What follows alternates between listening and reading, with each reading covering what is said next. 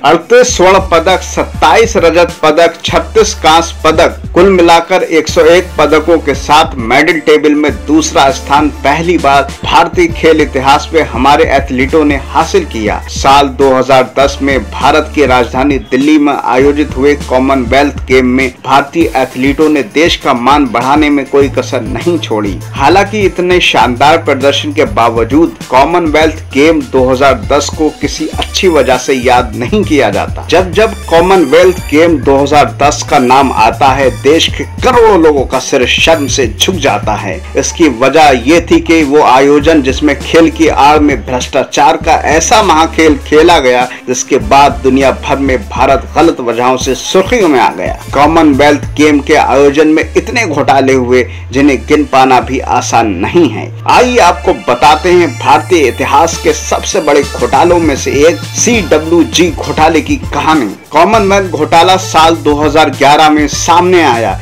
इसे भारत के सबसे बड़े घोटालों में से एक माना जाता है। माना जाता है कि दिल्ली में आयोजित हुए खेलों में बड़े पैमानों पर पैसों का घपला किया गया। अनुमान के मुताबिक कॉमनवेल्थ गेम घोटालों में देश को 70,000 करोड़ रुपए का चूना लगाया गया। पूरे घोटाले के सबसे बड़े आरोपी पूर्व कांग्रेस सांसद सुरेश कलमाड़ी थे, जो आयोजन समिति के अध्यक्ष भी थे। कॉमनवेल्थ गेम 2010 में खत्म होने के 193 दिन बाद 25 अप्रैल 2011 को सुरेश कलमाड़ी को CBI ने गिरफ्तार कर लिया। कलमाड़ी पर पैसों की हेराफेरी का आरोप लगाया गया। उन पर आरोप लगा कि उन्होंने कम पैसों की चीजों को 100 से 200 गुना ज्यादा कीमत पर खरीदा। कलमाड़ी के खिलाफ दायर हुए चार्जशीट में उन पर धोखाधड़ी और आपराधिक साजिशों का आरोप लगाया गया।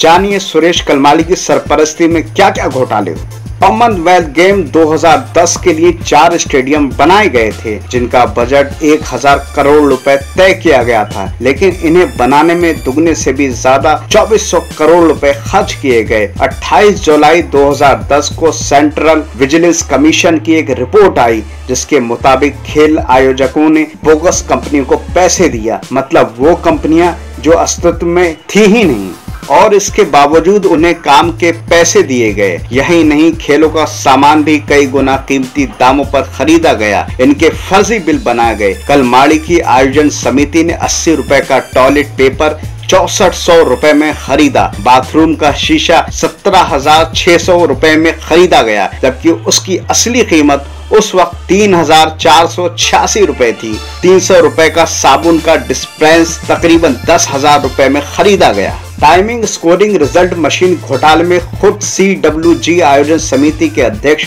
सुरेश कलमाड़ी फंसे। कलमाड़ी पर आरोप था कि उन्होंने कंपनी की अर्जी दाखिल करने से पहले ही एक स्विस कंपनी को मनमाने ढंग से कॉन्ट्रैक्ट दिया। टाइमिंग स्कोरिंग रिजल्ट मशीन के लिए 4 नवंबर 2009 को टेंडर खोले गए, जबकि स्विस कंपनी को ये कॉन्ट्रैक्ट 12 अक्टूबर 2009 को ही दिया गया था। इस कंपनी को आयोजकों ने 157 करोड़ रुपए दिए, जबकि MSL स्पेन ये काम 62 करोड़ रुपए में कर सकता था। कलमाड़ी पर आरोप था कि उनके इस फैसले की वजह से 95 करोड़ रुपए का नुकसान हुआ। इस मामले में आयोजन समिति के अध्यक्ष सुरेश कलमाड़ी को 9 महीने तक तिहाड़ जेल में बंद रखा गया। हालांकि इसके बाद उन्हें दिल्ली हाई कोर्ट ने जमानत दे दी।